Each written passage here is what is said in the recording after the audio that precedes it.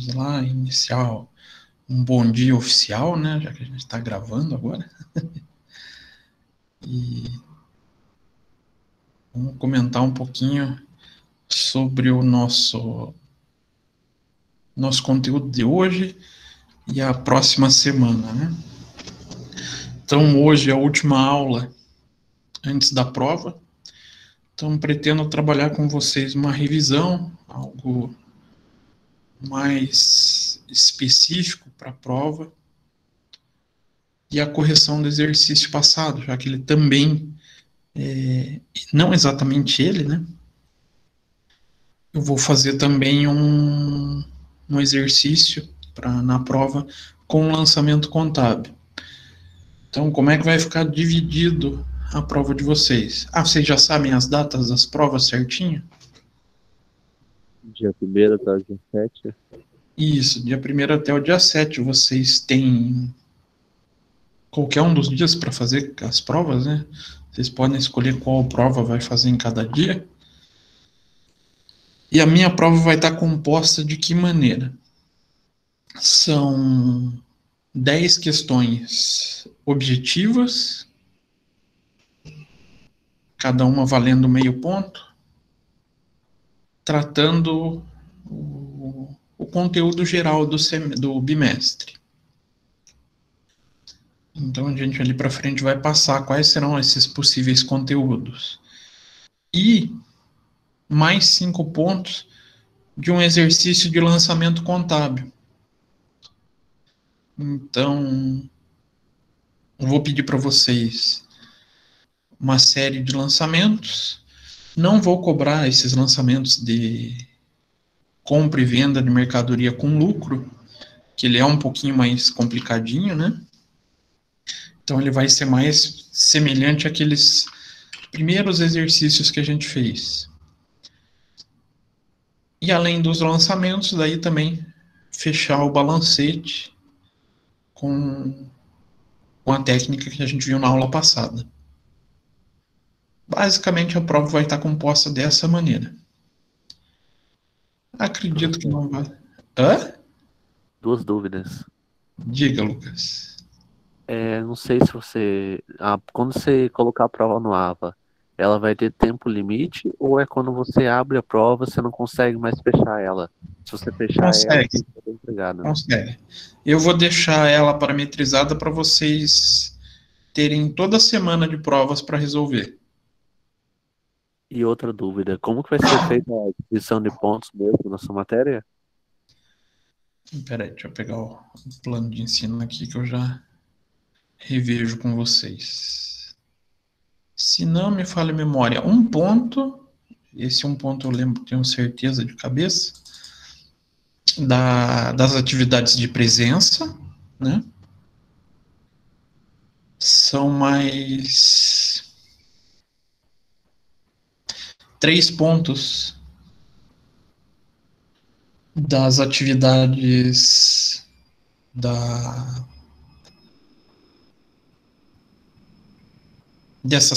das semanas, né? Desses lançamentos contábeis que a gente vinha fazendo, e 6 pontos da avaliação bimestral. Isso está no plano de ensino. Mas eu combinei com vocês no primeiro dia que eu ia deixar um ponto da avaliação, não, né? Das questões semanais de presença, 4 pontos desses trabalhos, então fecha 5, e 5 pontos da prova. Então dá uma boa equilibrada. Fizeram todos os exercícios das semanas?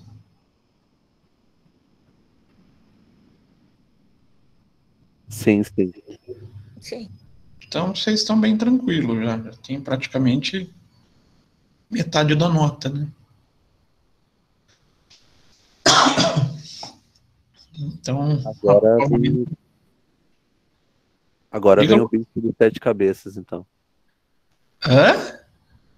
Agora vai vir o bicho de 7 cabeças, então. Não, vocês vão ver que é bem tranquilo, não vai estar difícil, não. Então vamos começar com a correção dos lançamentos. Então vamos compartilhar a tela. Hoje eu não vou fazer no programa junto, para a gente ficar com um pouquinho mais de tempo para revisão.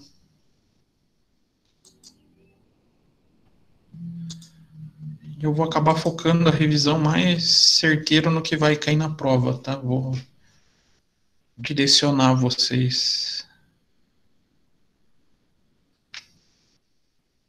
Então deve estar aparecendo para vocês os lançamentos, né? Já deixei também um Excel com os razonetes. A gente pode então realizar os lançamentos. Elabore os lançamentos contábeis em razonete e em seguida elabore o balancete de verificação. Em termos de enunciado, o exercício da prova vai estar semelhante a esse. Lançamento em razonete e o balancete de verificação. Vocês vão poder montar em Excel e anexar o Excel, que fica bem mais tranquilo, né?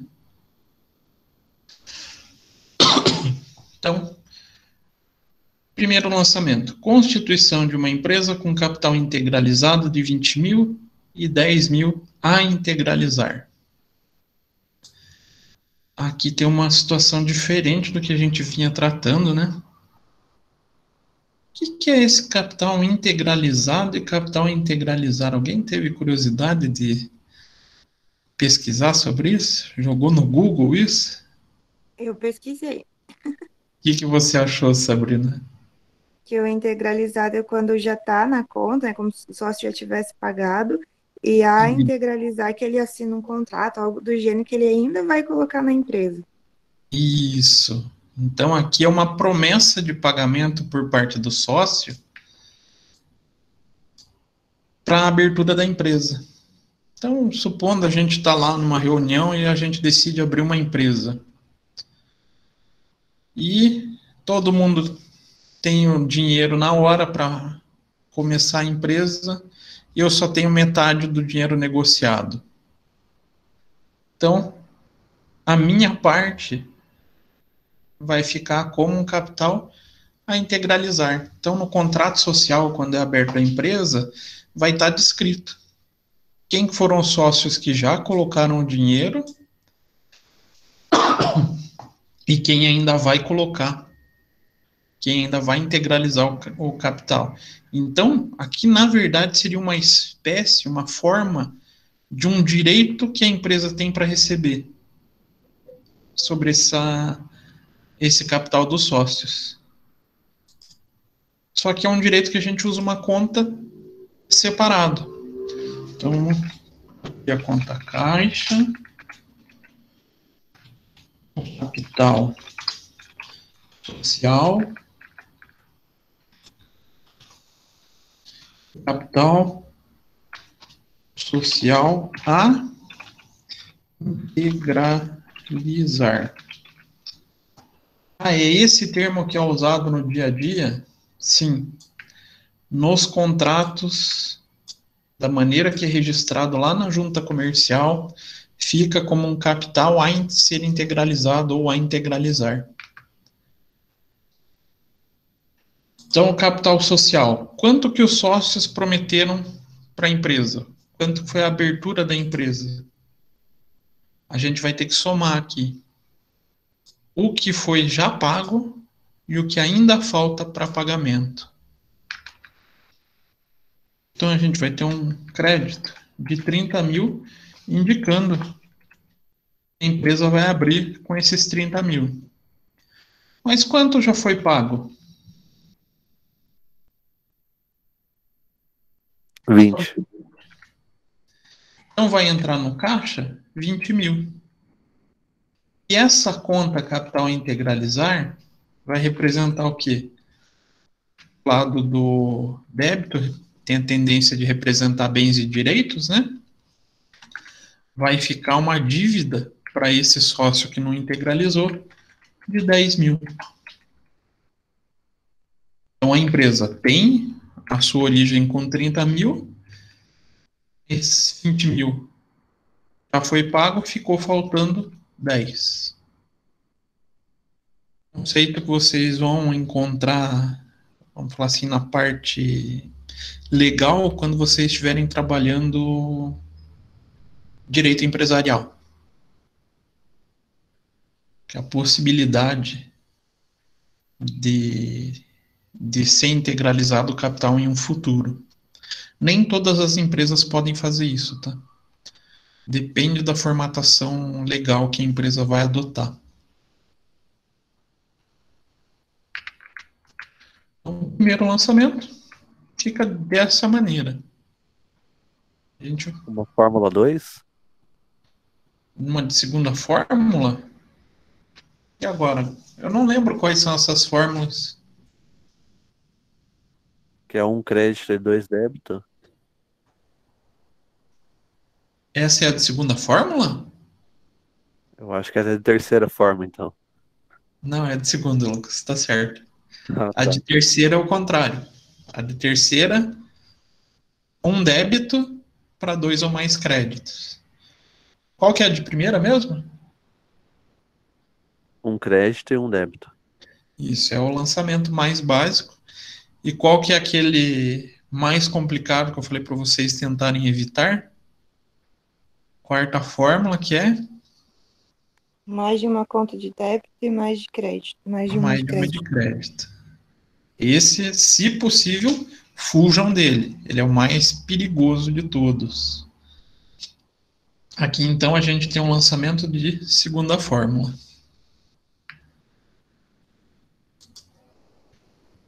Próximo lançamento. Compra a prazo de mercadorias para revenda por 3.000 através de duplicatas a vencer. Opa.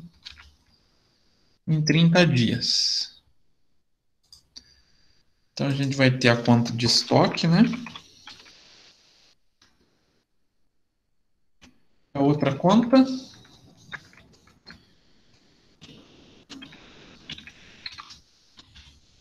Duplicatas a pagar. No estoque, eu faço débito ou crédito? Débito. Um débito, por quê? Porque é um bem. É um bem, eu estou aumentando o valor, a gente aumenta pelo débito, né? E a minha dívida? Um crédito. Um crédito. Então, aumento a minha dívida com o crédito. Primeira, segunda, terceira, quarta fórmula. Primeiro. Primeira fórmula, né? Primeira fórmula é o mais bacana de ser feito. A gente toma um cuidado mais leve, mesmo assim a gente não erra, né?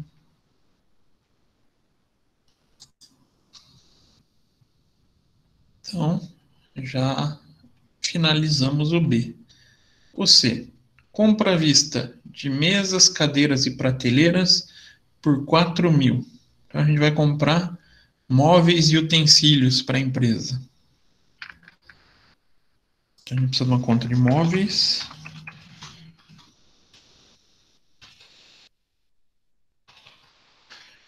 Móveis e utensílios. No caixa, o que vai acontecer, já que o pagamento é à vista? Um crédito. Um crédito? Vai colocar no crédito. Então, diminuir o valor do caixa, né? Isso. 3. E na minha conta de móveis e utensílios, Aumenta um débito.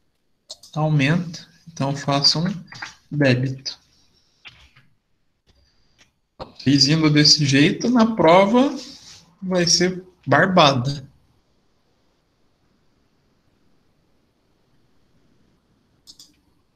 Morreu, então, o lançamento C. Já está feito. Qual fórmula que é mesmo? Um primeiro. Primeira fórmula.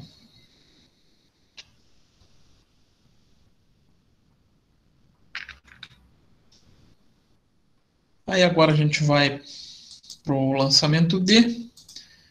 Venda de mercadorias do estoque à vista por 7 mil. Aqui a gente usa 2 lançamentos de primeira fórmula, né? Uma para receita com as vendas, e outra do custo das vendas. Por quanto eu vendi?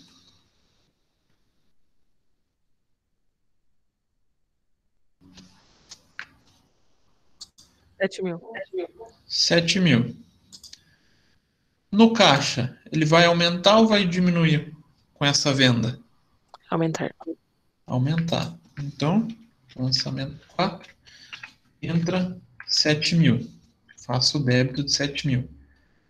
Agora, se fosse pensar no dinheiro do sócio, que é a obrigação do sócio, quando a gente tem uma receita, o sócio tem mais direito para receber da empresa ou menos? Que é a figura do lucro, né? Quando o empresário consegue lucro, ele aumenta ou diminui o direito dele receber da empresa? Aumenta. Aumenta. A lógica que a gente usa para a receita, para qualquer conta de resultado, é igual à do capital social.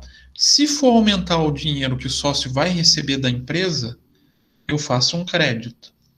Se for diminuir o valor que ele vai receber da empresa, faz o débito. Então a receita faz com que ele receba mais. Eu faço um débito.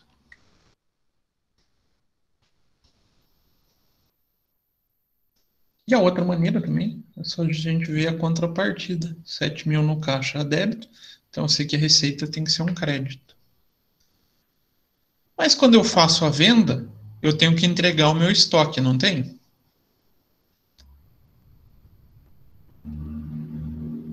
E o custo? Calma, a gente já vai chegar no custo, né? Vamos começar pelo estoque. A gente vai entregar. Professor, esse eu não entendi nada, fiz tudo errado. Meu Deus do céu, tá bem Relaxa. difícil. Esse Então, a gente vai tratar porque só. é só 70%. Isso. Então, quanto que a gente vai diminuir no estoque? Quanto que a gente vai entregar pro comprador? Ele vai diminuir. Só para calcular aqui. 2.100. Isso? Esse valor que vocês chegaram de 70%. Isso. Sim. Então, ele diminuiu o meu estoque 2.100. Quando eu faço a venda, essa entrega do valor da mercadoria não me torna um custo. Eu não vou ter que me dispor a entregar do bem? Senão, não faz sentido a pessoa ir comprar com a gente, né? A gente vai ter que entregar o bem. E esse bem vai fazer o quê? A gente tem esse bem e vai entregar para ele. Isso não representa uma diminuição no nosso lucro? No dinheiro que o sócio vai receber futuramente? Então a gente trata ele como um débito. Diga, Sabrina. Eu não, já respondi, falei um sim, meio que uma pergunta. Tá. Mas então, sempre quando a gente pensar na venda, vamos supor, vou vender meu celular para vocês. Ah, eu quero milão, mas eu paguei 500. Eu vou receber o R$ 1.000 em dinheiro. Bacana, o aumento do meu lucro. Mas eu vou ter que entregar algo que me custou 500.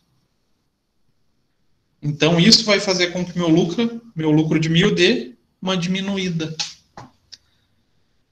Vai fazer com que eu tenha, então, um lucro só de 500 nessa venda, porque eu tive que entregar o meu bem. Aqui eu vou entregar um bem de 2.100.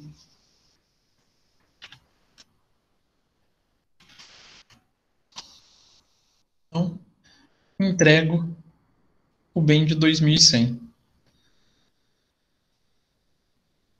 Tranquilo? Não é tão tranquilo esse lançamento, né? Ele confunde um pouco. Maneira que eu organizo o pensamento. Primeiro, eu penso só na receita. Quanto que vai entrar de dinheiro da venda? Aí a gente tem um lançamento de primeira forma, um lançamento simples, né? Depois eu penso, vou entregar o meu bem. Então eu diminuo o meu estoque e tenho uma forma de uma despesa, né? Uma redução nesse meu dinheiro. Também fica um lançamento de primeira forma. Então, eu aconselho vocês a segregar o pensamento na contabilização de vendas. Primeiro faz a receita, por quanto eu vou vender o material, e depois a redução do valor do estoque. Mas realmente ele não é um pensamento simples, tá? Ele é algo delicado.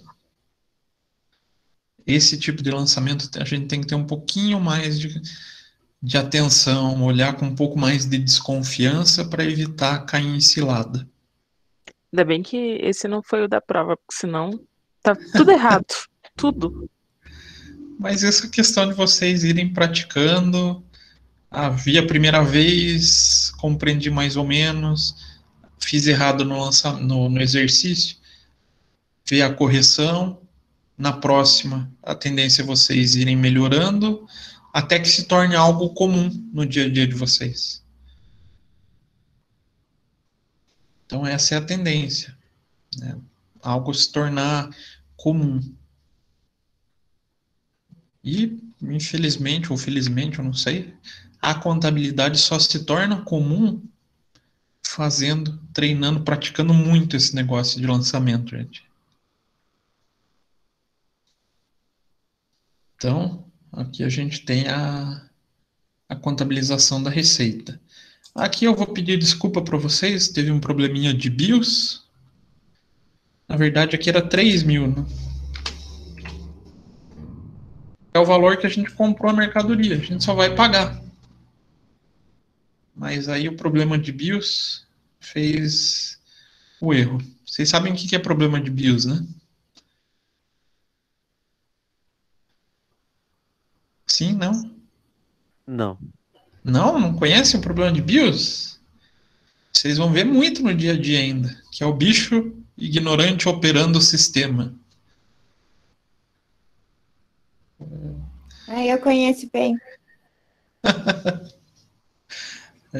Às vezes eu faço umas cagadinhas, tá, gente? Assim, então não ligue.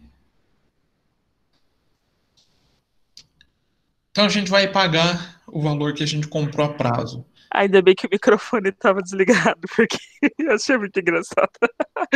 É o bicho o quê, professor? Bicho ignorante operando o sistema. Ai, ai. Ah, isso daí a gente vai ver muito mesmo. O pior, o pessoal de informática gosta mais dessa piada porque BIOS é um sistema do computador, né? É o sistema que faz toda a inicialização no computador, é BIOS que a gente chama. A gente não, né? Porque eu não sou da área de informática. Mas aí o pessoal costumou falar que esse tipo de erro é de BIOS, é o bicho ignorante que está operando o sistema.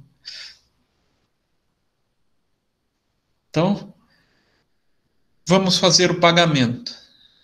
Tem 3.000, a gente vai diminuir esse valor da dívida, né? Vai zerar no caso. Então, faz o débito, lançamento 5. E lá no caixa, a gente vai fazer o crédito referente à saída desse dinheiro, né? Então, 3.000 fazendo a saída. Opa, lançamento 5, né? E encerra aqui o exercício. Agora a gente faz um total. Formazinho de soma para facilitar a nossa vida.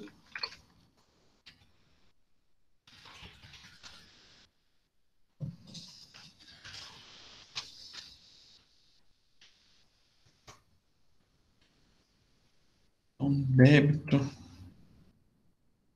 menos crédito. Então, no caixa a gente ficou com um saldo de 20 mil.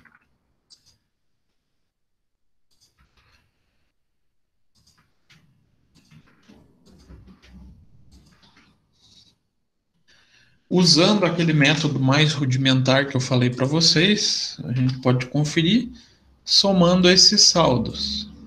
20 mil,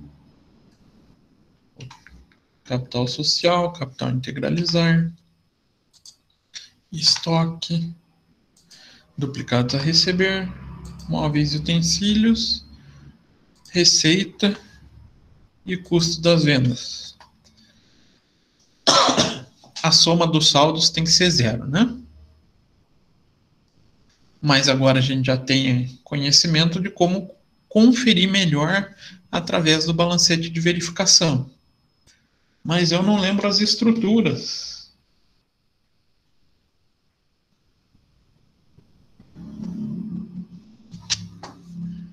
Qual a primeira coluna que a gente coloca no balancete?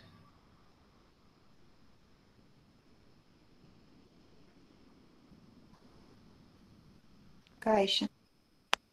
Calma, primeiro vamos pensar no cabeçalho lá. São as contas, né? Segunda coluna. Saldo inicial. Saldo inicial. Terceira coluna. Débitos. Débitos. Quarta coluna.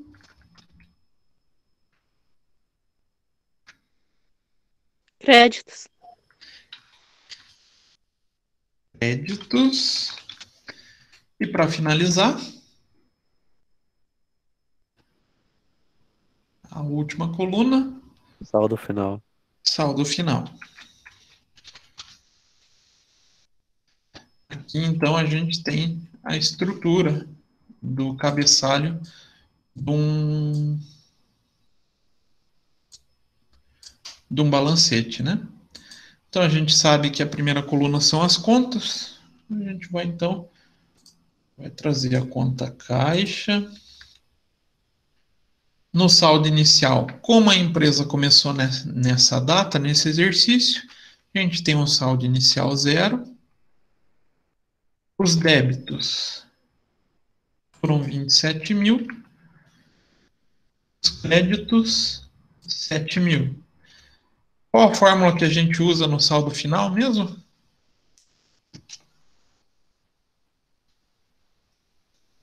Saldo inicial mais débito menos crédito. Então, saldo inicial mais débito menos crédito. Perfeito. Temos a nossa conferência, né? Vou colocar em valor aqui para ficar mais bonitinho. Fazemos isso para outras contas. Caixa, saldo inicial zero. Débitos zero. Créditos 30 mil. Dá para a gente arrastar a fórmula.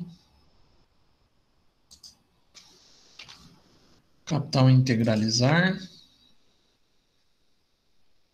Saldo inicial. Opa, saldo inicial é zero.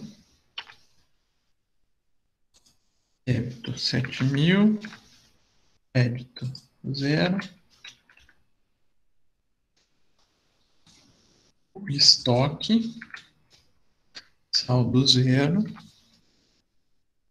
3 mil.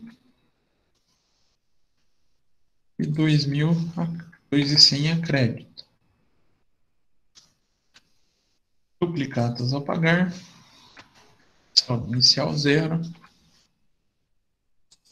Débito de 3 mil. Crédito de 3 mil.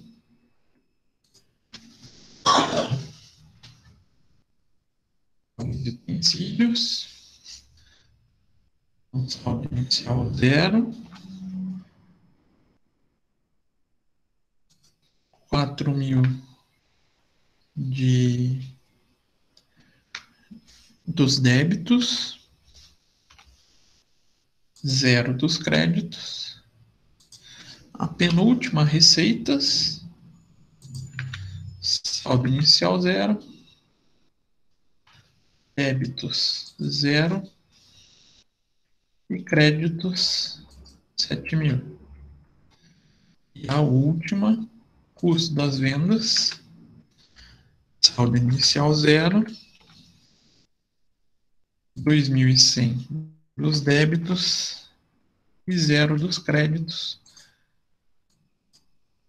fechando um saldo final de 2.100. Agora, o que a gente faz para conferência? Total, né? A gente faz a soma de todas as colunas.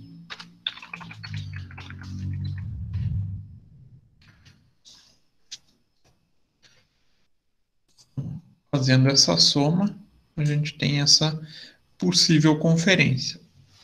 Como que a gente pode conferir esses valores mesmo? São 2 campos, né? 3, na verdade. Débito e crédito. O que tem que acontecer? Ficar zerado. Opa, cuidado. Débito e crédito tem que ficar o mesmo valor, né?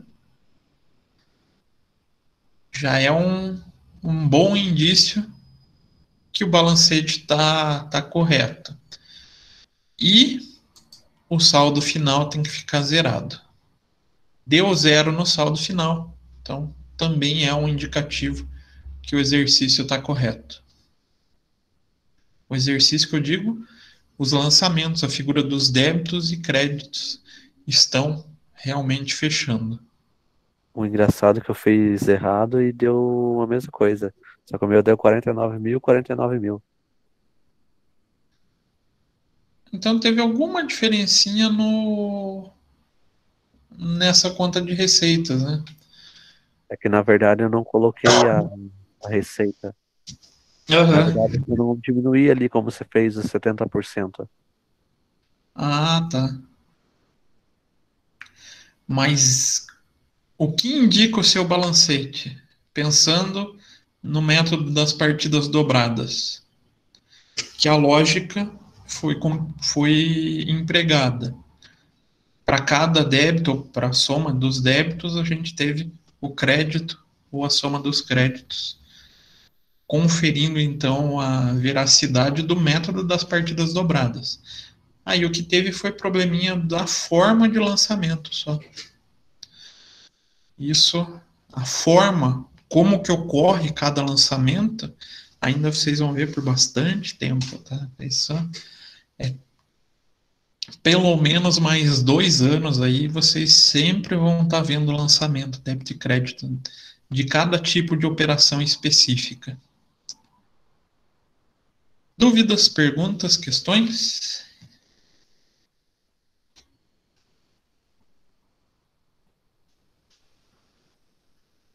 Para mim, aquela questão de venda ali de receita ainda não entendi muito bem. Mas esse, Sabrina, a gente ainda vai ver mais para frente o procedimento de contabilização certinho, tá? Tá. Então, aqui é mais para vocês irem treinando a figura do débito e crédito mesmo. Que aqui ainda dá para dar uma apimentada a mais. Se a gente pensar no Brasil que tem imposto, a gente tem mais lançamento ainda de imposto.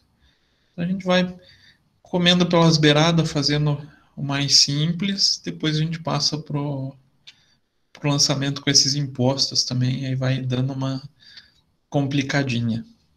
Professor, desculpa Diga. pela minha ignorância, mas como que é o nome ali daquele canto ali que o senhor fez tudo? Eu não dei atenção na última aula, dessa vez eu tô perdida. Aqui é o isso daí. balancete de verificação. Balancete do quê? De verificação. O nome já indica que é para a gente ver se o que a gente fez está certo ou deu errado. Já é a ferramenta oficial da contabilidade para conferência dos lançamentos contábeis. E sempre ali no saldo inicial vai estar zerado, ou não? Não. Aqui só está zerado porque a empresa começou agora. Peraí, deixa eu ver. A Júlia também. Fiquei para a correção porque eu também me bati para fazer os razonetes. Vou ter que sair porque tenho um médico às 10 horas. Sem problema, Júlia. Depois só dá uma olhada na gravação da revisão para você ter mais ou menos uma noção do que eu vou cobrar na prova ou não. Depois eu dou uma olhadinha, professor. Eu me bati para fazer essa atividade, meu Deus. Normal, gente. O começo dos lançamentos é sempre um pouquinho mais complicadinho e Obrigada, viu? depois vocês vão começar a achar, puxa, isso é fácil. Então, voltando à pergunta da Nárida. O saldo inicial, vai ter períodos que a gente não tem o saldo inicial zero? Vai. Quando? Quando a empresa já tiver mais tempo em funcionamento.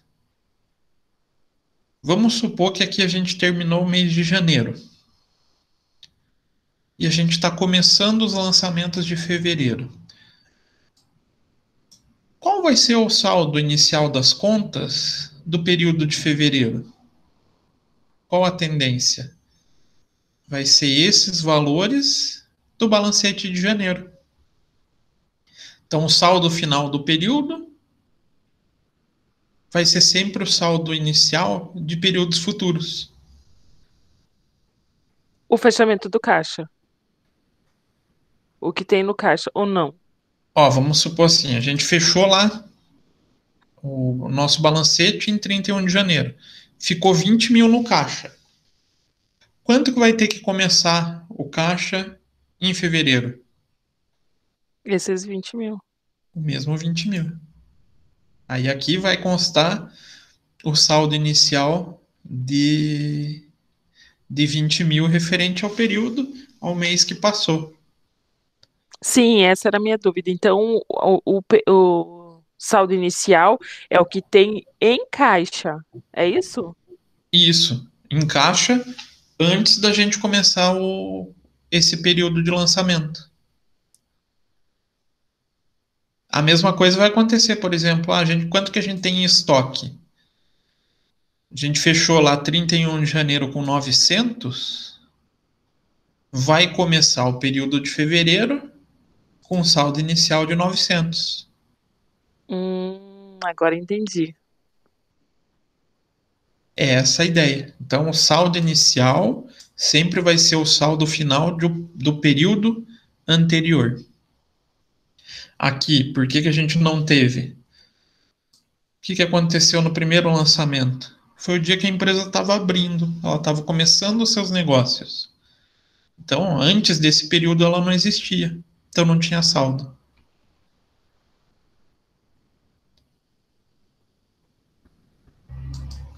Tranquilo? Dúvidas, perguntas? Ali nos débitos, então, sempre vai ser do lado esquerdo do razonete. Tudo que tiver do lado esquerdo vai ser os débitos. Tudo que estiver do lado direito é os créditos. Assim, ó. Faz só desenhar o razonete. Aqui no meio, a gente sabe. Opa, aqui saiu errado meu desenho de razonete. O que está no balancete também aqui do lado esquerdo vai ser os débitos. O que está do lado direito são os créditos. A mesma figura que a gente usa no razonete de cada conta. Então, essa é uma figura que a gente grava. Lançamento a débito, lado esquerdo, lançamento a crédito, lado direito. Aproveitem essas horas de perguntar, é importante, principalmente na véspera de prova, né? Véspera de prova, eu sei que vocês ficam mais ansiosos. Eu já tô com medo já. Não, gente, relaxem. Então vamos para os demais conteúdos. Então, para a prova, a parte do exercício de lançamentos, vocês podem montar assim. Faz um Excelzinho com os razonetes, e daí não precisa escrever. Precisa escrever, eu esqueci. Só coloca resposta em anexo e joga o Excel no Ava. Acho que fica mais tranquilo para vocês.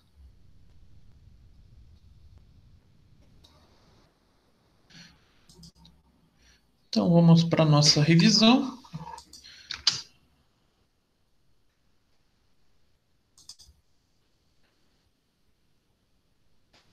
Então, eu vou focar mais nos temas que eu irei realmente cobrar, tá? Apesar que a gente colocou um pouquinho de tudo aqui na revisão. Lembrando vocês o que é a contabilidade. Então, ciência social que trata de um patrimônio ou do patrimônio de um conjunto de pessoas dentro de uma sociedade. Então, a ciência contábil nada mais é do que a ciência que estuda o patrimônio das empresas, né? Então, ela não é uma ciência exata e ela faz parte das grandes da área das ciências sociais, junto com economia e administração.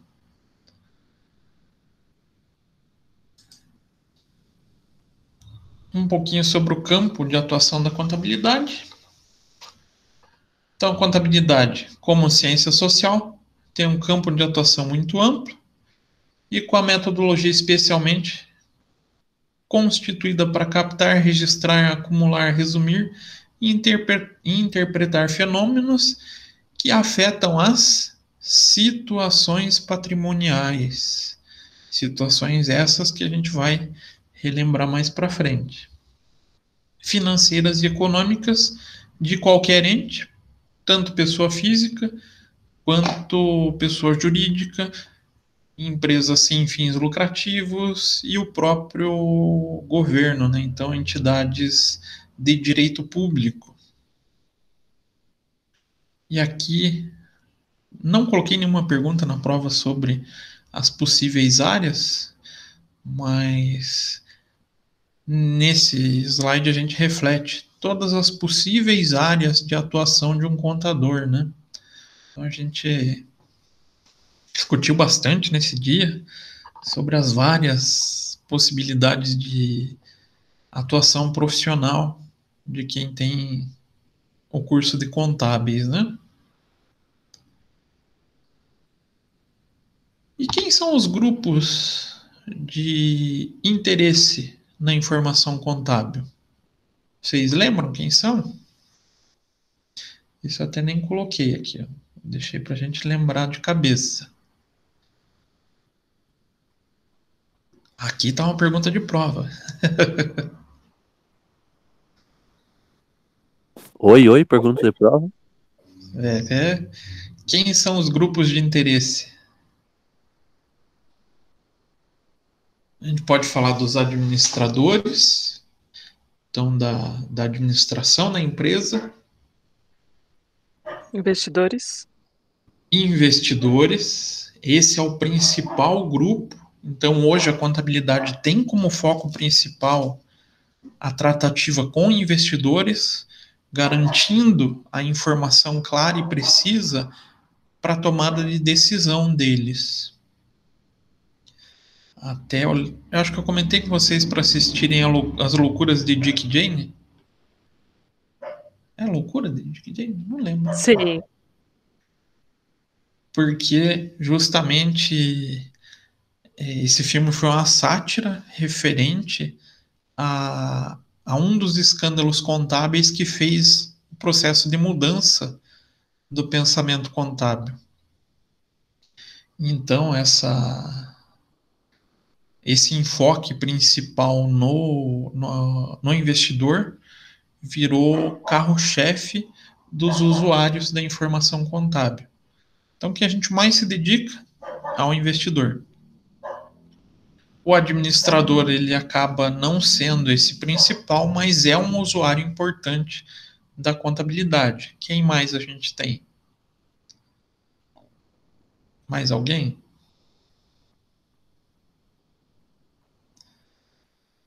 Temos também a figura dos auditores, né? São responsáveis pela confiabilidade da informação contábil. Tem uma série de dificuldades nessa tarefa, uma vez que os interesses muitas vezes eles se conflitam, né? Tem mais alguém que usa informação contábil?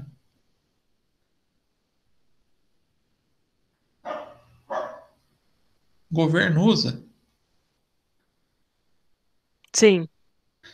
E bastante no Brasil, né? Então, outra figura que é usuário da informação contábil é o governo.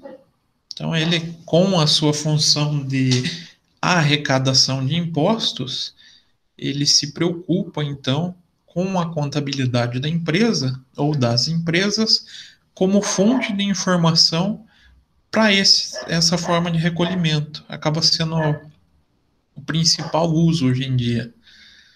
Quem mais? Falta alguém? Então, falamos do administrador, do investidor, do governo, do auditor. Tem mais gente?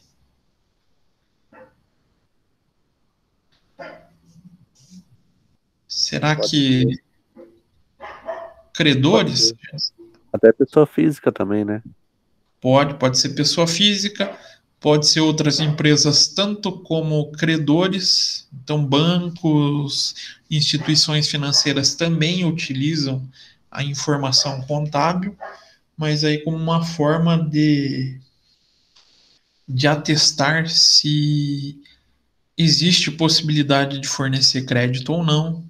Então, é uma forma de atestar a saúde financeira dessa empresa. Será que a própria área de ensino se preocupa com a contabilidade das empresas?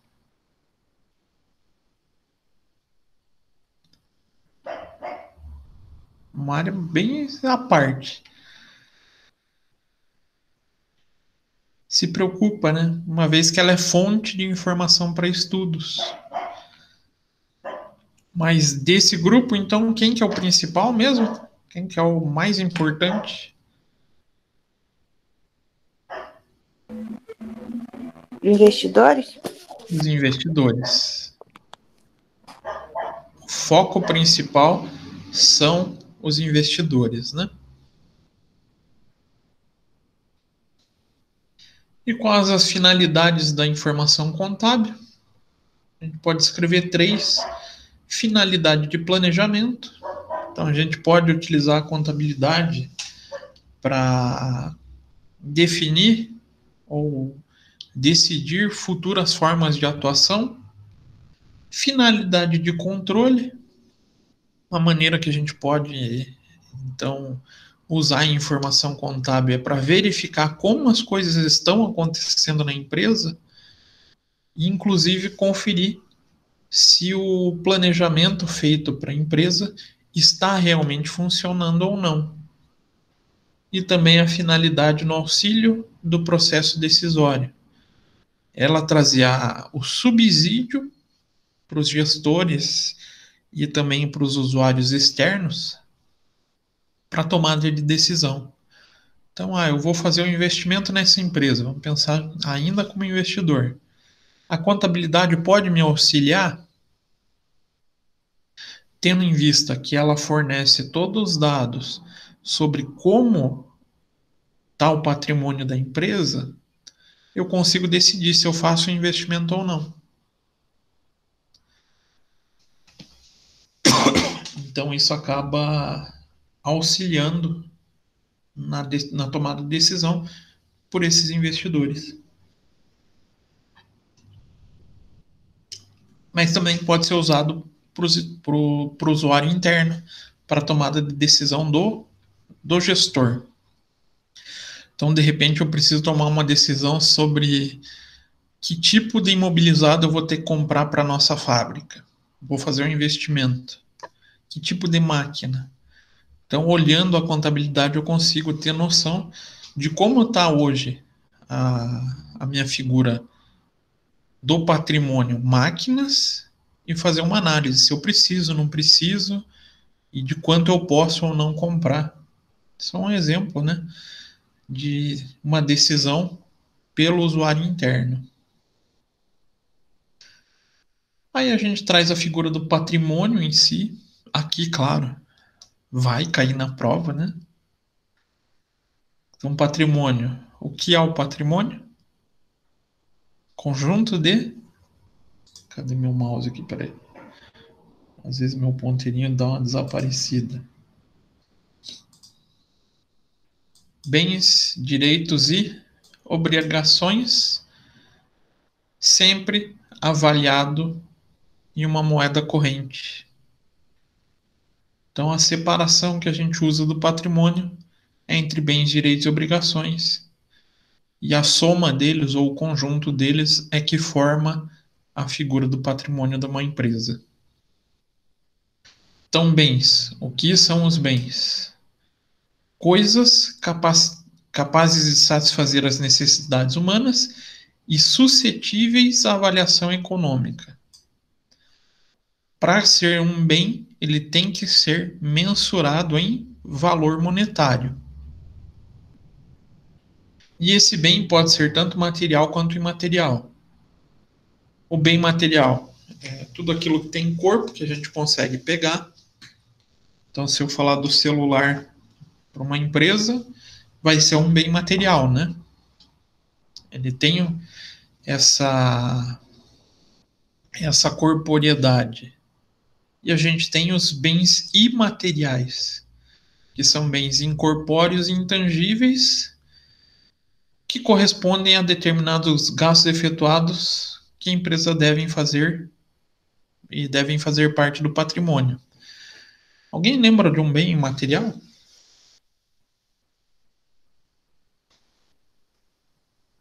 Marcas, patentes. Marcas? Então, se a gente pensar na Coca-Cola, a marca dela é um bem capaz de satisfazer uma necessidade dela?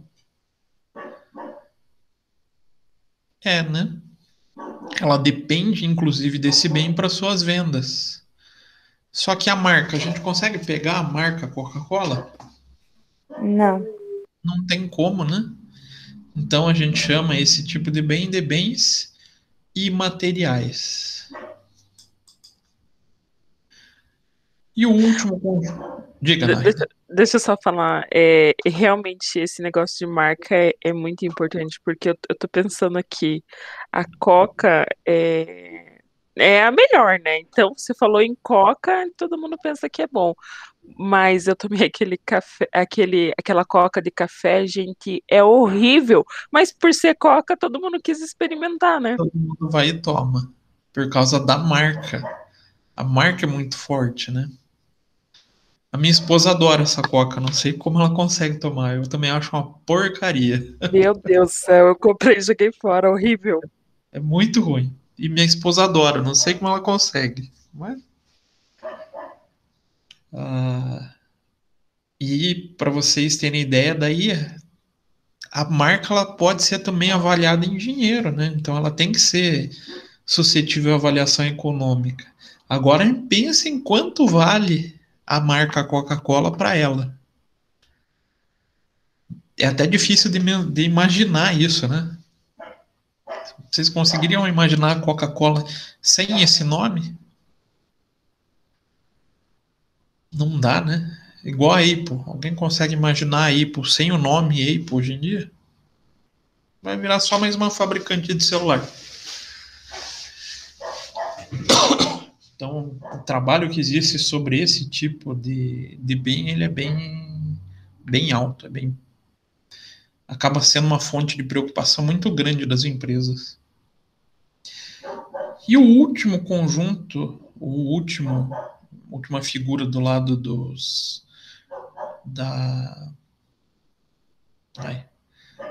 das aplicações, né? São os direitos. Então, são todos os valores que a empresa tem que estão com terceiros. Então, a gente pode ter duplicados a receber, promissória, pode ter o dinheiro em banco. Qual a principal diferença entre os dois mesmo? Lembram da propriedade da posse? O que é ser proprietário de algo? É você ser nominalmente o dono, né? Aquilo é seu por direito. E a posse, o que é?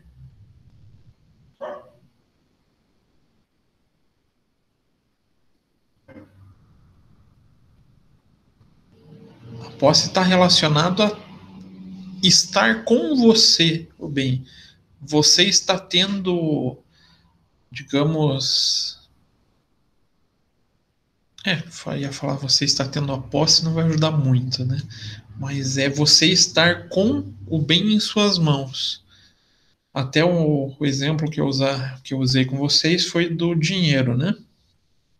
Falando do dinheiro em caixa e o dinheiro depositado em banco. Indiferente se está depositado em caixa ou em banco, a propriedade desse dinheiro é da empresa, né? Agora, falando em posse, se eu falar no caixa, o dinheiro está com a empresa? A posse é dela? Então a gente tem um bem. Ah, não, ela está com outra pessoa, está sobre a guarda de outra pessoa. No caso, o banco. Então a gente está falando de direito. E para completar o patrimônio, a gente tem as origens, que são as obrigações. São todos os valores que a empresa deve pagar a terceiros. Pode ser outras empresas, pessoas que não tenham relação com a empresa, a gente chama de obrigação com terceiro, e tem as obrigações chamadas obrigações próprias. Quem são as obrigações próprias? Aquelas obrigações com o sócio. E a gente classifica tanto bem, direito e obrigação sobre duas características, né? Aspectos qualitativos, falando da qualidade de cada item, e de quantitativo, falando de valores. Então, qualitativo, a gente vai fazer a descrição da natureza desse item patrimonial.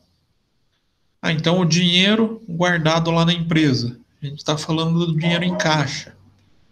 A gente está falando do estoque. Então é dar a característica ao bem ou ao direito, né? E o qualitativo? Vai trazer a figura da expressão monetária, a mensuração em valor. Então, para o bem ser considerado um patrimônio, ele tem que ter tanto o aspecto qualitativo quanto o aspecto quantitativo. E a gente faz a separação, a representação gráfica do patrimônio através da figura do T, né?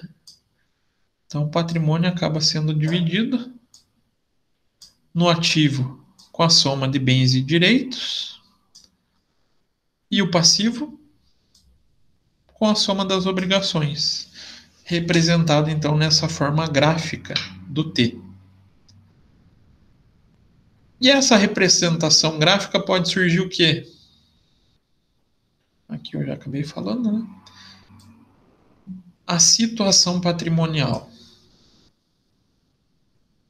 Aqui já adianto ter umas 3 questõezinhas sobre situação patrimonial.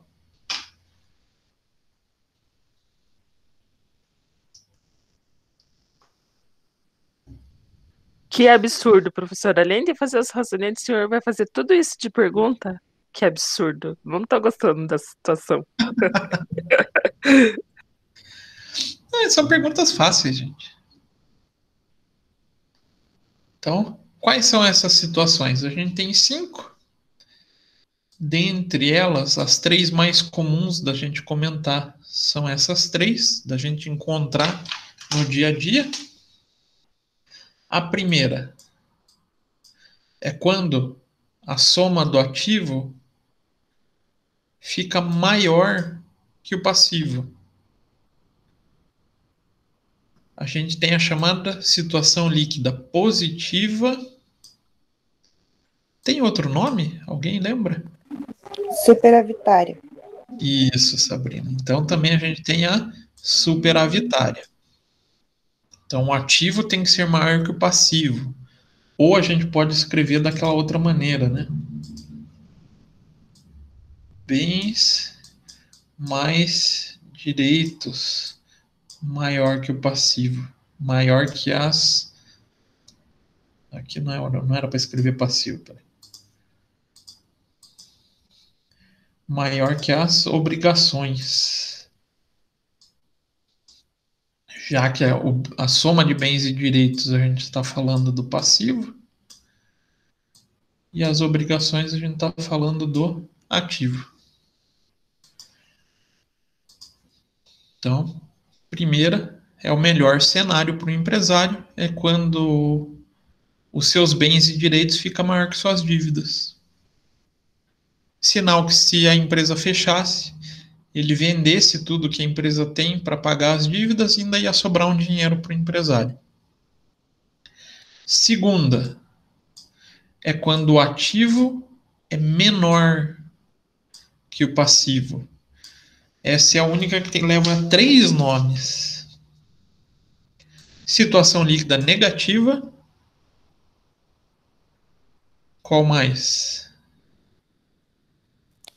Deficitária ou passiva descoberta. Isso, deficitária. E também até a gente encontra muito em concurso, passivo a descoberto. Essa daí é 80% das empresas agora. Porque Com a pandemia, né? É pior que tem bastante que está entrando mesmo, né, nessa situação.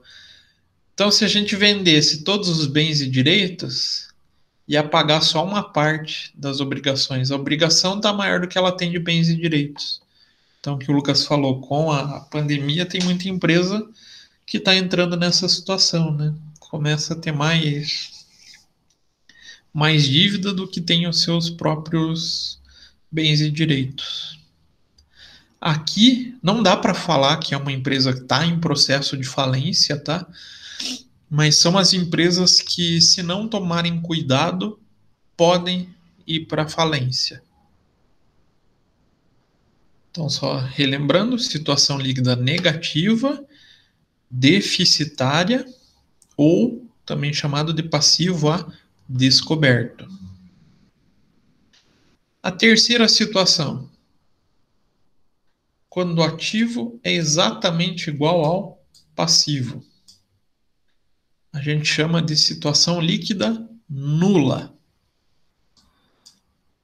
Então, se a empresa vendesse todos os seus bens e direitos, ela paga as suas dívidas e não sobra nada. É um pouquinho mais difícil de encontrar na prática também. A quarta situação líquida é a situação que só permite os ativos.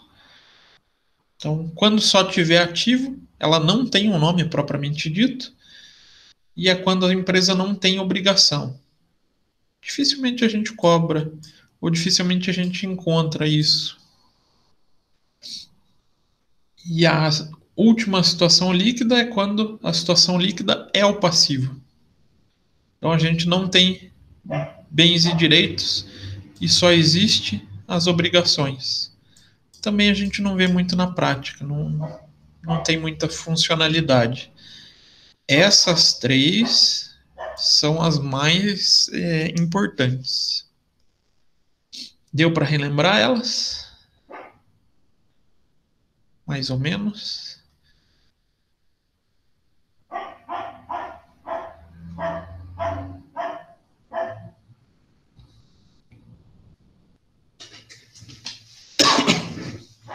Outro fator que tem umas 3 questõezinhas, fatos contábeis. Então a gente divide a movimentação da empresa em atos administrativos, né? Tudo que acontece na empresa no seu dia a dia são atos administrativos, e os atos administrativos podem vir a se tornar fatos contábeis. Quando existe um fato contábil?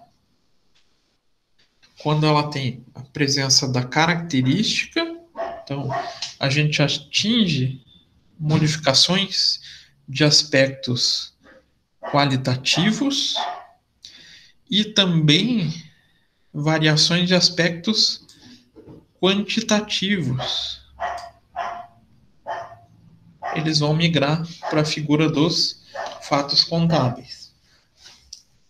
Então, nas atividades econômicas das empresas, com frequência ocorrem fatos que provocam modificações tanto qualitativas quanto quantitativas no patrimônio e são conhecidas como variações patrimoniais.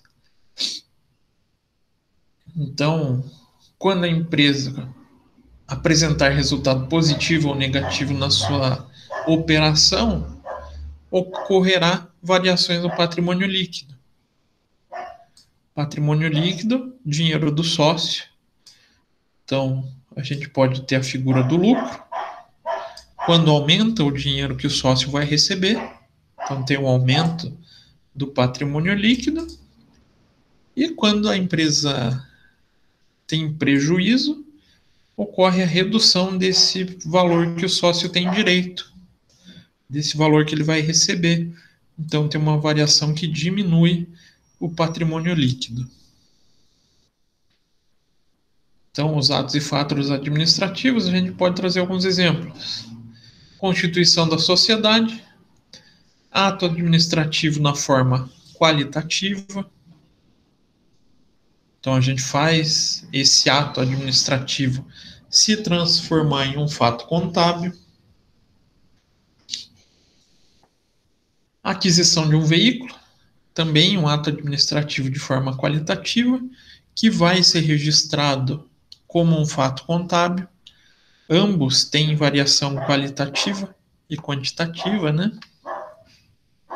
Então, os fatos contábeis são registrados a partir da ocorrência dos atos administrativos. Não existe fatos contábeis se não existir os atos administrativos. Não tem como. E quais são os 3 tipos de fatos contábeis? Permutativo, modificativo, não rabiscou, e quando envolve os dois, a gente tem os fatos mistos. Alguém lembra o que é o fato permutativo?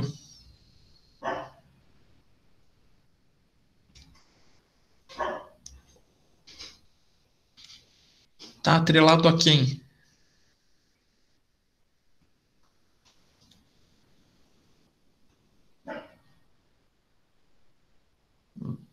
Variação de quem? Do patrimônio líquido, situação. Da situação patrimonial. Então, supondo, a gente teve uma compra à vista de estoque. Saiu de uma conta, vamos marcar aqui, de bem e direito, e aqui obrigação. Se eu fizer essa compra de estoque, ele só vai transitar aqui dentro do ativo, né? Se a gente pensar nessa fórmula, não vai ter variação nenhuma. Se eu somar bens e direitos, eu vou estar transitando as contas entre elas e não vou mexer na obrigação, eu não tenho mudança na situação patrimonial. A gente tem um fato permutativo. Fato modificativo é o quê? Eu vou ter a variação patrimonial consequência de aumento de lucro ou prejuízo. Então, se eu vendo uma mercadoria com lucro, igual a gente fez lá nos lançamentos contábeis, ele é um fato permutativo ou modificativo? Alterou a situação patrimonial? Alterou.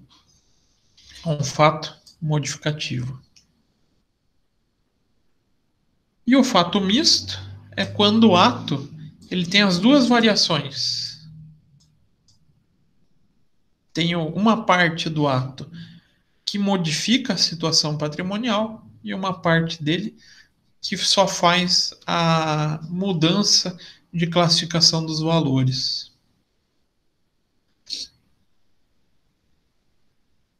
Então, vai cair questãozinha sobre esses fatos. No caso, Diga, a, Lucas. a Fórmula 1 seria o permutativo e a Fórmula 2 e 3 seria o modificativo? Espera aí, vamos voltar. Se diz aqui. Na fórmula, pensando no razonete já. Pode ser que a primeira fórmula também seja modificativo. Um exemplo. Paguei despesa com energia elétrica. Vou lançar uma despesa para a empresa e uma saída do caixa. Vai ser simples. Vai ser a primeira fórmula. Mesmo assim, ele está modificando o lucro, porque eu estou lançando essa despesa. A despesa vai fazer a redução e vai gerar um prejuízo. Ou vai gerar uma redução no volume do lucro. Então, a gente não consegue atrelar a... Eita, deu branco. As fórmulas de lançamento contábil aos fatos, aos tipos de fatos contábeis. Você Não poderia dar mais... Hã? Desculpa, professor. Você poderia dar mais um exemplo, então, do permutativo, que eu não entendi. Do permutativo? Então, Isso. vamos pegar lá no nosso lançamento. Aqui, a gente fez um permutativo. Pensando lá na soma do bens mais direitos menos as obrigações. Eu tive uma variação da soma de bens e direitos aqui. Um bem e um bem. Eu só transferi do caixa pro móveis e utensílios. Aqui a gente só está permutando. Não teve aumento ou decréscimo do lucro. Fez sentido? Sim, sim. Aqui, a receita. Vai ter um aumento do lucro? Eu estou vendendo por 7 mil. Vai aumentar meu lucro. Opa, então é um fato modificativo. Aqui também é um fato modificativo. E nesse exercício a gente não tem nenhum misto. O misto é quando o único lançamento ele teria tanto a variação de aumento de lucro e da situação patrimonial, quanto a permutação entre contas. Então, nos nossos lançamentos a gente teve só fatos permutativos e 2 modificativos. Não teve nenhum misto. Deu para ajudar? Sim, sim, professor. Então tá. Então vai ter questãozinha na prova com esse Peraí, tema. no razonete ali que a gente fez não teve nenhum misto? Não. Porque o misto no mesmo lançamento, ele tem que ter a característica do permutativo e do modificativo. E lá a gente teve ou permutativo ou, então, uma separação, modificativo. Me dê um Nenhum exemplo. as duas características. Dá um exemplo de quando isso ocorre.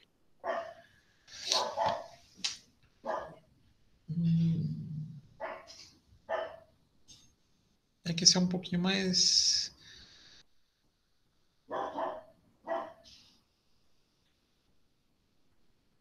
Se nós não for usar agora, nem dê exemplo, professor, senão vai baralhar a nossa cabeça. Por enquanto vocês não estão usando.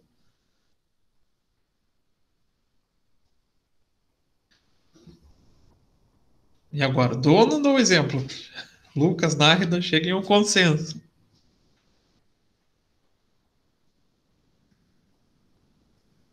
Vou A dar. gente, bom, eu ia perguntar se a gente fosse ver isso mais para frente novamente, o senhor não precisaria mostrar. Não, a gente vai.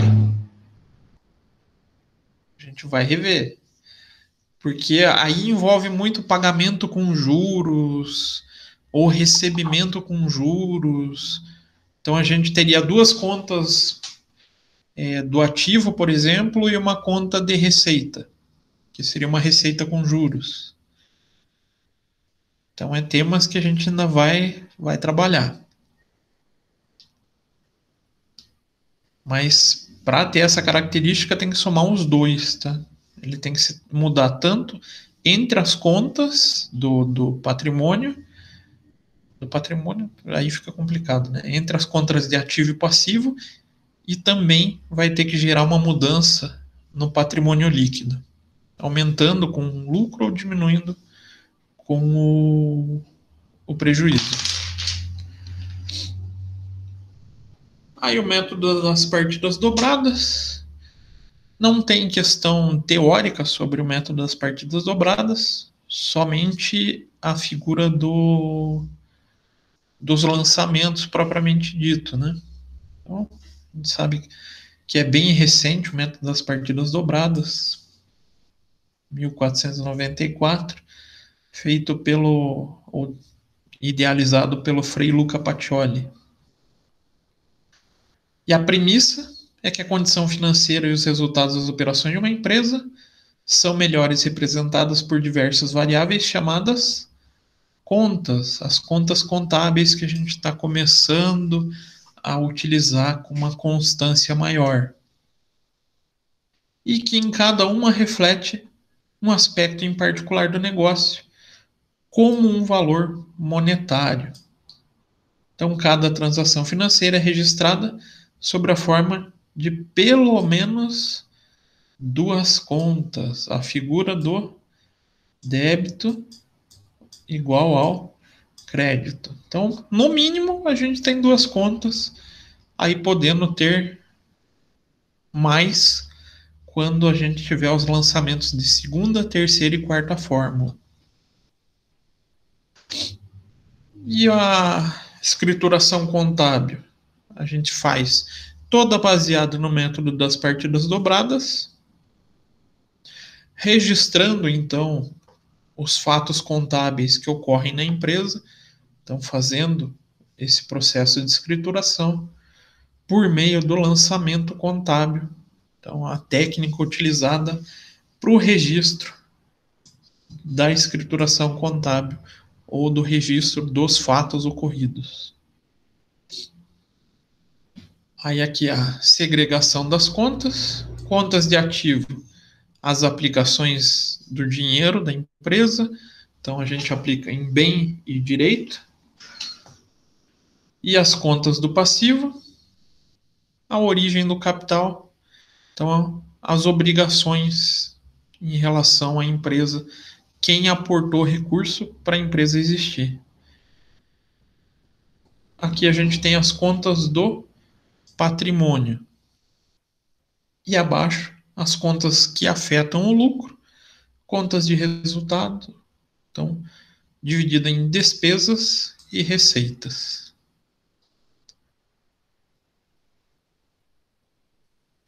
Aí a escrituração, para ser considerada válida ou para ser considerada legal, tem que ter seus lançamentos com esses registros no mínimo. Então, um lançamento precisa ter local e data, precisa ter uma conta que foi debitada, precisa ter conta creditada. Aqui a gente encontra a figura do lançamento no razonete, né? E E também a gente precisa do histórico e do valor. Então, para a escrituração regular, a gente precisa de todos esses elementos para os lançamentos serem corretos. E a gente divide esses lançamentos nas 4 fórmulas que a gente veio discutindo, né?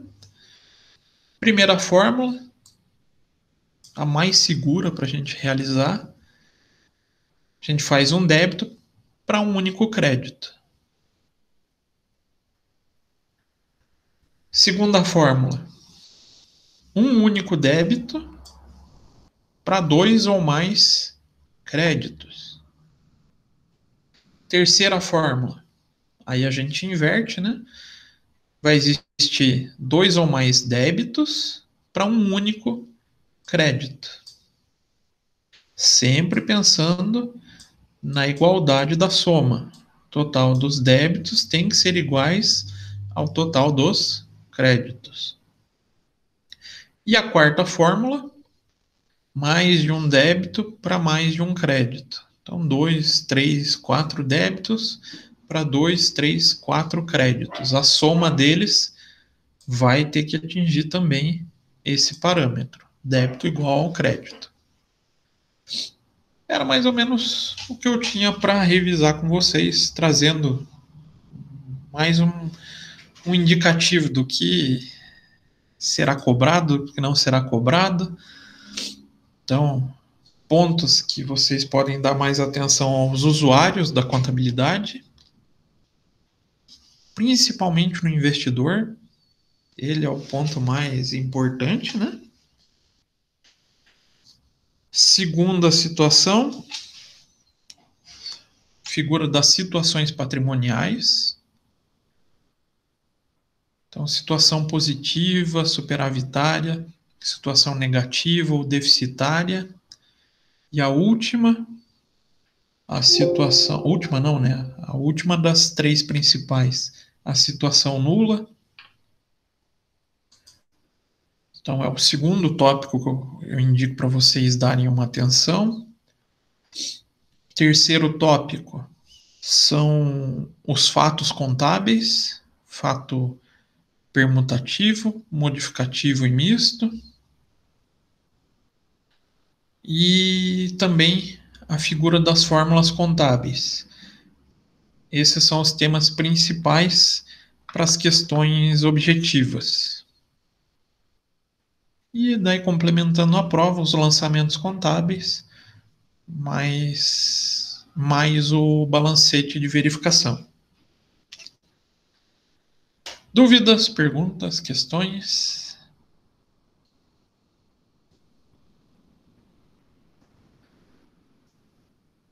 Na prova eu tiro minhas dúvidas com o senhor.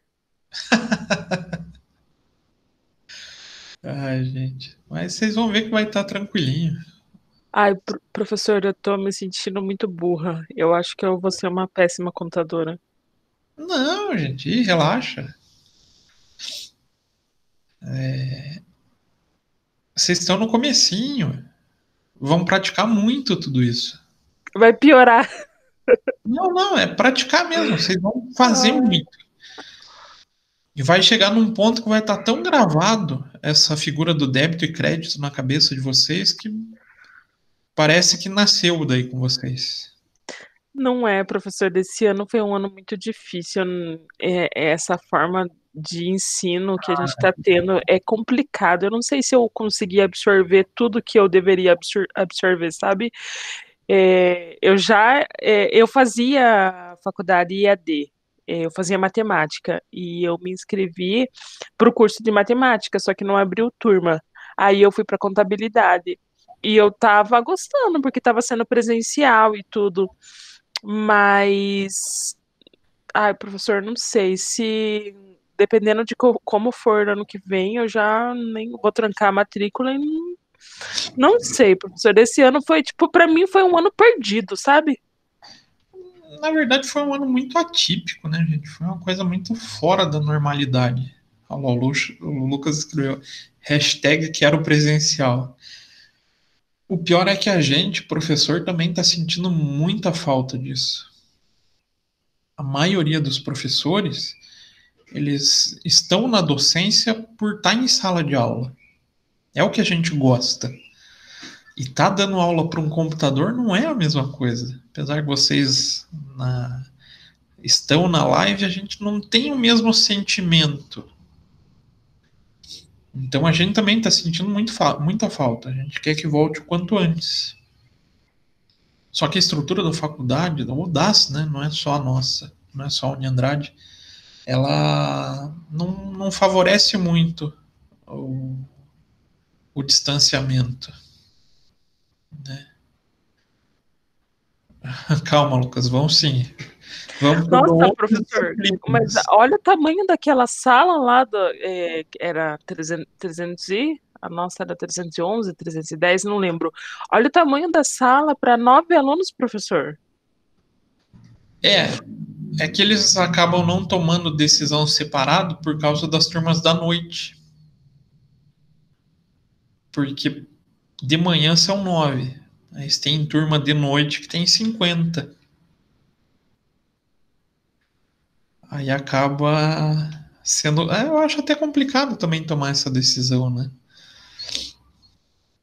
E daí eles preferem ir segurando até o começo do ano. Provavelmente vai ficar ao fim desse ano no remoto e no ano que vem volte ao normal. É a expectativa que a gente, professor, está tendo, né? Que esse ano acabe terminando no remoto por não ter nenhuma previsão de vacina, nada. Mas no ano que vem a gente tem essa perspectiva de voltar para o presencial. Eu lembro acho que nas primeiras semanas, acho que na terceira semana foi aquele pessoal lá aquelas enfermeiras lá falar sobre o trote. Nem aconteceu, né, professor? Porque daí parou tudo. É bem isso. Quando o ano, digamos assim, estava começando a enganjar, tinha acabado de passar carnaval, o negócio ia começar a funcionar. Sim. Deu essa ziquezira. Prejudicou todo mundo, né? Então, pensem a dificuldade dos professores. Naquela época todo mundo saiu correndo, cada um para um lado, sem saber como que ia dar a aula, mas tendo que dar a aula. Então cada um foi aprendendo da sua maneira, do jeito que dava. Foi testando um programa daqui, uma maneira dali. Olha, o professor teve que se virar nos 30 também. Mas vai passar. Logo, logo termina tudo isso, gente. E a gente ainda vai voltar tranquilamente para a sala, vai voltar a escrever no quadro. O professor que gosta de giz, né? Vai fazer razonete no quadro e volta tudo ao normal, se Deus quiser, né? Assim a gente espera, né, professor? Sim, sim. Não, mas volta, gente. Isso não tem perigo. O mundo está percebendo também, aí eu falo o mundo mesmo, que aula é em sala. Vocês podem ver que a grande discussão hoje sobre o ensino está sendo isso. Eu acho que vai até derrubar um pouco o EAD com isso. Esses cursos de EAD vão cair um pouco no conceito da população justamente pela percepção de, opa, a sala de aula é melhor. Eu preciso da sala de aula.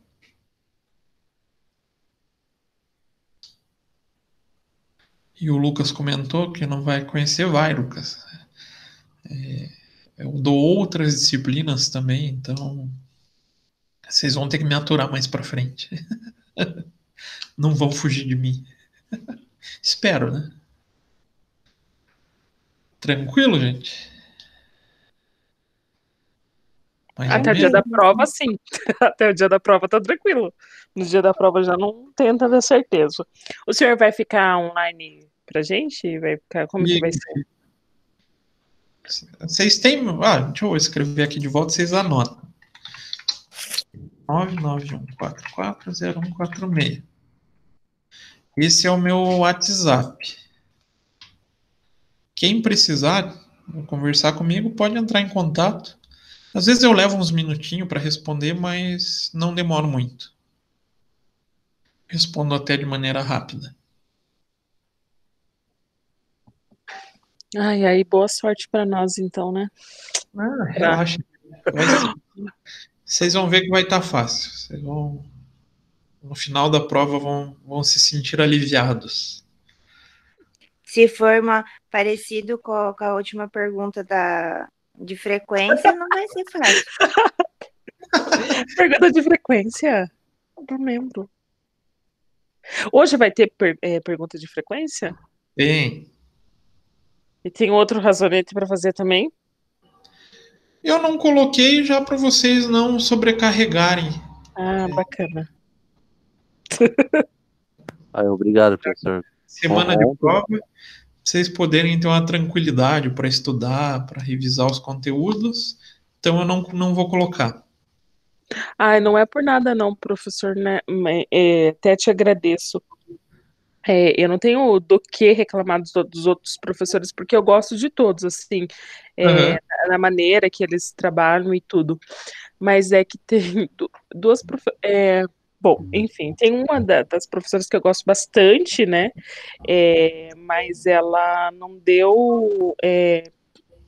Colocou atividade desde o começo lá desse bimestre até agora, e agora na semana de prova colocou lá para a gente fazer um contrato, né? A gente vai ter que editar o contrato, é isso mesmo, Lucas, Sabrina? Nossa, é isso mesmo que eu ia reclamar, na verdade. Ai, meu Deus. Professor, ainda bem que não tá passando nada, porque as outras duas professoras sem armado. Pois é, imagine que na semana de prova eu preciso estudar, ainda vou ter que editar um contrato. Meu Deus, que difícil. E ainda trabalhar ainda, né? Ainda trabalhar. Mas é que existe professor e professor, né, gente? Eu me coloco muito, eu tenho essa preocupação de me colocar na posição de vocês. Então, eu tento ver qual que é o período que está mais tranquilo, qual que está mais apurado. E vou tentando retrabalhar essa ideia das atividades para que vocês não sobrecarreguem também, né? Ô, professor, você dá aula de matemática também? Matemática, não. Que sem graça. Por quê? Porque a gente está passando apuros em matemática. Não, mas matemática não é muito minha praia. Na verdade, eu acabo ficando mais dedicado às disciplinas voltadas para contabilidade mesmo, né? Professor, me diga uma coisa, não me deixa eu ficar triste. Aquelas funções, aquelas fórmulas, aqueles gráficos é inútil na contabilidade, é ou não é? Depende do que vai fazer. Quando a gente pensa na área de análise, os gráficos eles são importantes. A fórmula é só uma maneira da gente compreender o mecanismo contábil. Quando a gente está no dia a dia, a gente nem se preocupa em saber qual fórmula é. Acaba fluindo de maneira natural o lançamento. Mas os gráficos, a situação patrimonial, ela é mais útil. Principalmente igual a situação deficitária ou passiva descoberto. Ali a gente está falando de uma situação de possibilidade de falência. Então a gente acaba analisando esses fatores para indicar, não, ó, essa empresa está indo bem. Não, essa empresa está, se não tomar cuidado, vai para o buraco. Então tem alguns conteúdos que a gente passa que são mecanismos de fixação e tem alguns que são muito utilizados no dia a dia. Claro, a figura dos razonetes, do balancete de verificação, eles são muito mais voltados para a prática, para o dia a dia mesmo, né? Então vai mesclando, vamos falar assim. Tem ferramentas de aprendizado e ferramentas de prática profissional. Não sei se era isso que você queria ouvir, Narda. Mas é isso. Pois é. Nárida. Fiquei triste. Se você tiver aquela calculadora lá, já é meio caminho já para matemática. Sim. Qual calculadora? HP? Isso.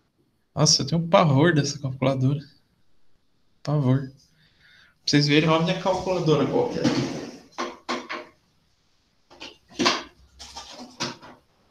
Tcharam. Não sei usar HP, gente. Não sei. Mas é porque eu apanhei tanto na graduação, tanto, que eu aprendi a usar só a científica. Mas é prática, né? HP, para quem treina ela é muito boa.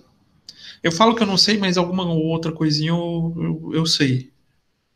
Né? Mas não é a minha predileta pro dia a dia. Eu só sei que eu não sei de mais nada. Ai, professor. Mas, vocês precisam comprar uma calculadora? Não digo para prova, tá? Que prova o professor não vai deixar usar o celular. Mas para vocês treinarem ela, de repente, não, tô com pouca grana, ela é cara, não vou comprar. Mas eu quero aprender sobre ela. Tem aplicativo no celular que faz a emulação dela. Tem inclusive no computador também, né? Eu tenho ela no computador.